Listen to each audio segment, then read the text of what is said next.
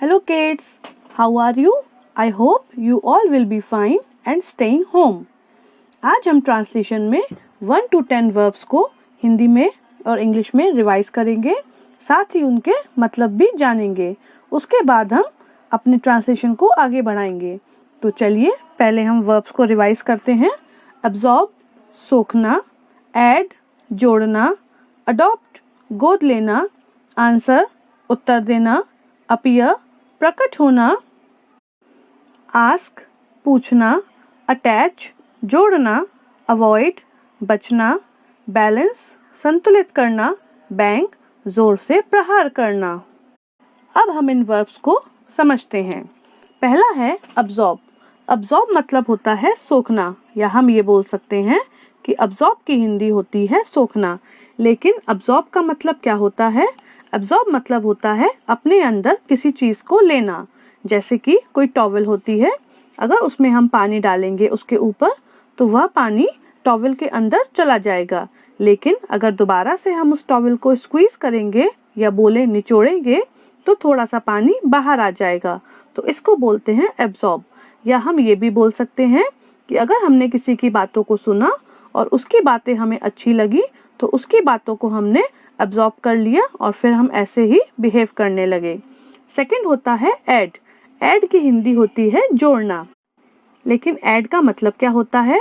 Add मतलब होता है किसी चीज में कुछ और चीजों को जोड़कर उसके साइज को या फिर उसके नंबरिंग को इंक्रीज करना। फॉर एग्जाम्पल, अगर मम्मी ने आपकी कोई शॉपिंग के लिए लिस्ट बनाई, मम्मी को मार्केट जाना है और मम्मी ने एक शॉपिंग की लिस्ट बनाई, आपने उसमें अपनी कुछ चीजों की लिस्ट को ऐड करके, अपनी कुछ चीजें उसमें ऐड करके लिस्ट को बड़ा कर दिया, तो आपने लिस्ट के साइज को बढ़ा दिया। या फिर हम ये भी बोल सकते हैं, जैसे मैथमेटिक्स में हम एडिशन करते हैं 3 + 3, तो 3 नंबर में हमने 3 नंबर्स को और ऐड करके 3 के नंबर को बढ़ा दिया, तो 3 का नंबर बढ़कर हो गया 6। तो ये होता है जोड़ना। थर्ड है अडॉप्ट। अडॉप्ट मतलब गोद लेना। यहाँ पे गोद लेना से ये मतलब नहीं है कि मम्मी ने आपको अपनी गोदी में उठा लिया, जी नहीं। यहाँ पर अडॉप्ट मतलब गोदी में लेना नहीं है, गोद लेना है। गोद लेने का मतलब है, सपोज करिए कोई चाइल्ड है और वह अनाथ है, मतलब उसके पेरेंट्स नहीं है, मम्मी पापा नहीं है। कोई पेरेंट या आप ही के पेरेंट मान लीजिए उस बेबी को लीगली अडॉप्ट कर लेते हैं, लीगली अपना बना लेते हैं और फिर वह बच्चा आपके अपने घर में आपका फैमिली मेंबर बन के रहता है और आपके पेरेंट्स उसकी देखभाल करते हैं।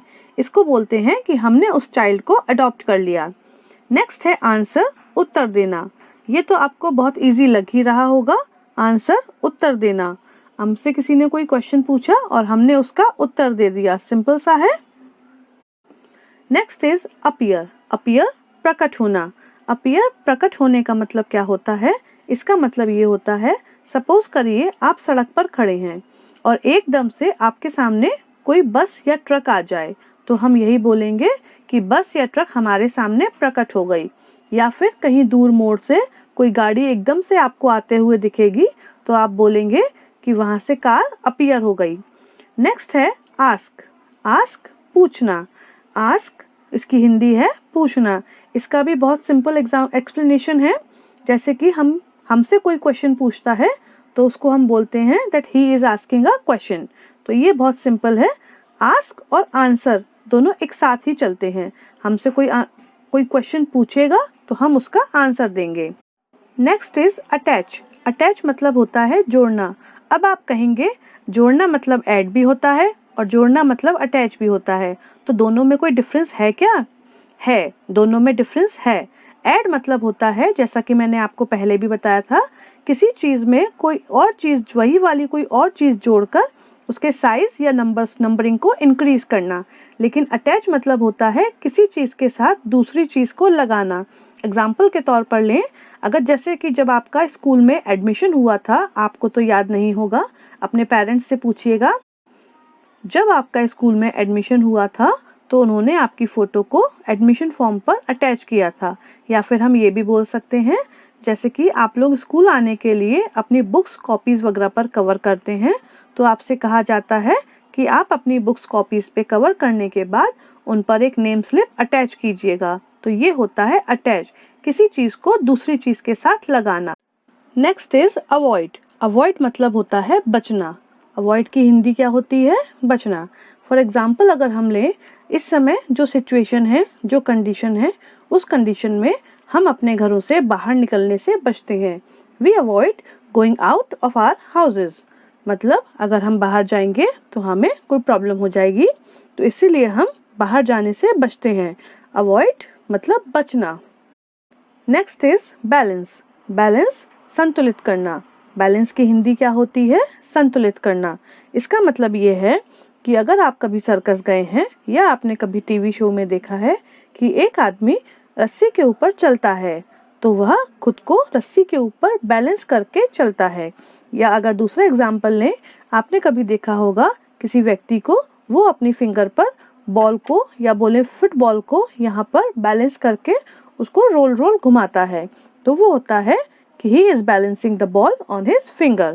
लास्ट है बैंग। बैंग मतलब जोर से प्रहार करना। इसका मतलब क्या होता है?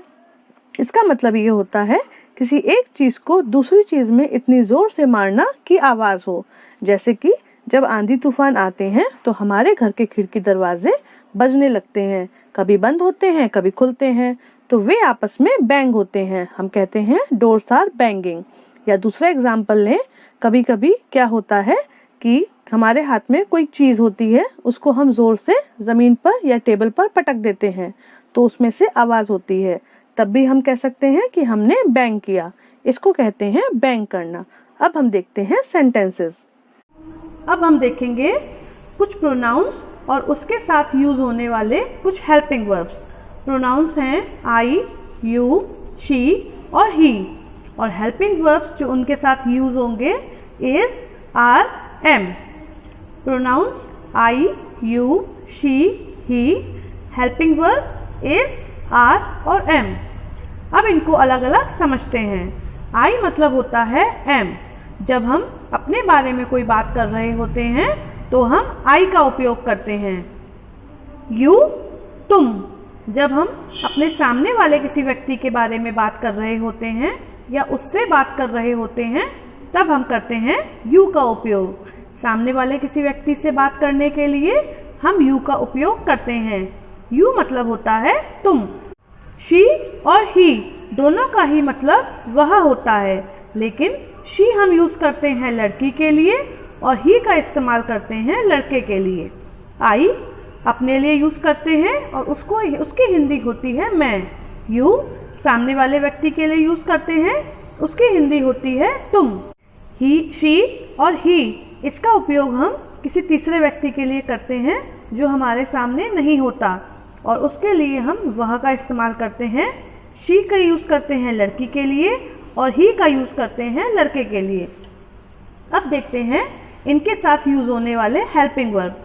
आई के साथ हम एम का यूज करते हैं। एम की हिंदी होती है हूँ। आई एम, मैं हूँ। फिर से बोलिए मेरे साथ, आई एम, मैं हूँ। यू के साथ यूज करते हैं आर का। यू के साथ हम किसका यूज करते हैं? आर का। क्यों? क्योंकि यू जो होता है वो एक प्लूरल सब्जेक्ट होता है, और प्लूरल सब्जेक्ट के साथ हम हमेशा आर का यूज करते हैं। आर की हिंदी होती है हैं या फिर हो। हैं या फिर हो। यू के साथ हम हो का इस्तेमाल करते हैं हिंदी में। तुम हो। अगर हमें लिखना है यू आर, तो उसकी हिंदी क्या होगी? तुम हो। शी और ही दोनों के साथ हम यूज करते हैं इसका। शी और ही के साथ किसका यूज करेंगे? इसका। क्यों? क्योंकि शी और ही हमारे सिंगुलर सब्जेक्ट हैं, और सिंगुलर सब्जेक्ट के साथ हम इसका यूज करते हैं। शी इज, ही इज, वह है और वह है, दोनों में ही वह है। I am, you are, he, she is, he is. अब हम देखते हैं इन पर sentences. I am a boy. I am a boy. आप लोग मेरे साथ सेंटेंस को रिपीट करिए और किसी भी सेंटेंस को 2-3 बार पढ़िएगा, उसके बाद ही उसकी हिंदी को समझने की कोशिश करिए। आई एम अ बॉय। आई का हिंदी हमें मालूम है, एम की हिंदी भी मालूम है, ए बॉय इसका हमें पता है, तो इसकी हिंदी क्या होगी? मैं एक लड़का हूँ। अगर हम इंग्लिश से हिंदी में ट्रांसलेट कर रहे हैं तो उसकी हेल्पिंग वर्ब की हिंदी हमेशा लास्ट में आती है। तो यहाँ पर एम की हिंदी लास्ट में आएगी। मैं एक लड़का हूँ, आई एम अ बॉय। उसी प्रकार आई एम अ स्टूडेंट, मैं एक छात्र हूँ। यहाँ पर हम छात्र या फिर छात्रा कुछ भी लिख सकते हैं। मैं एक छात्र हूँ। नेक्स्ट है I am a careful man.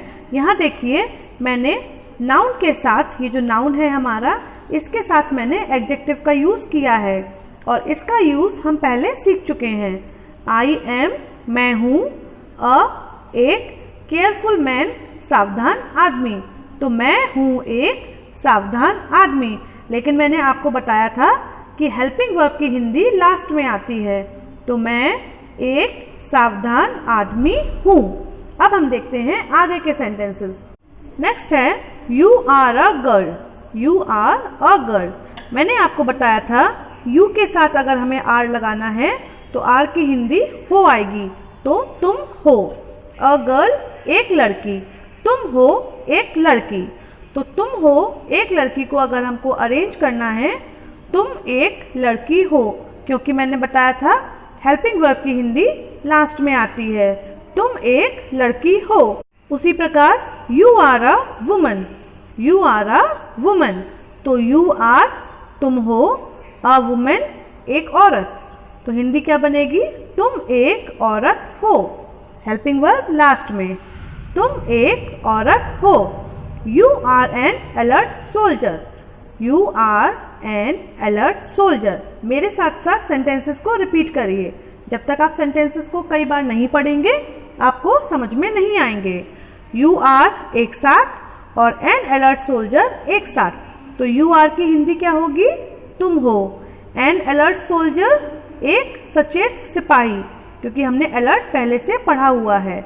You are an alert soldier, तुम एक सचेत सिपाही हो। यू आर एक साथ, एन अलर्ट सोल्जर एक साथ। अब हम देखते हैं आगे के sentences. She is a lady.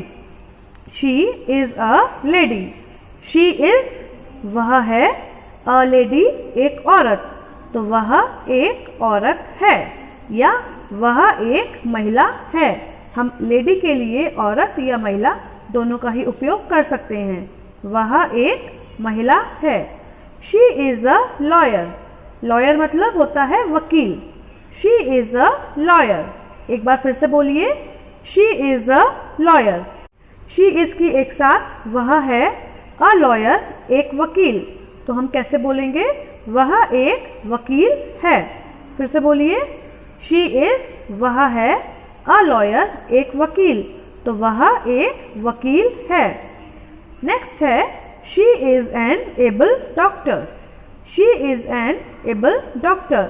She is वह है, एन एबल डॉक्टर एक कुशल डॉक्टर या फिर चिकित्सक। तो एक कुशल चिकित्सक।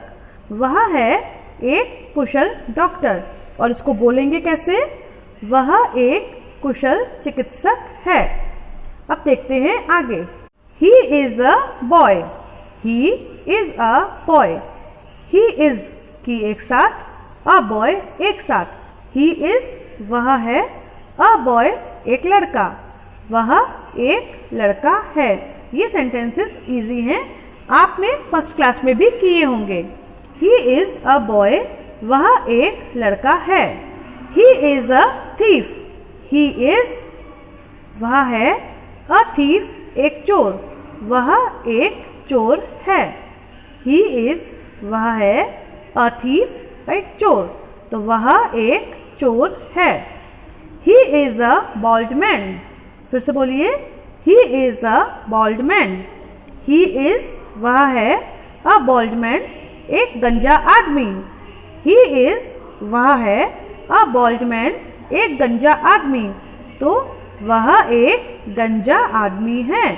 फिर से बोलिए, वह एक गंजा आदमी है। तो ये थे आपके आई, यू, शी और ही पर सेंटेंसेस। ये सारे सेंटेंसेस इंग्लिश और हिंदी में आपको अपनी फेयर नोटबुक्स पर करने हैं। Good bye.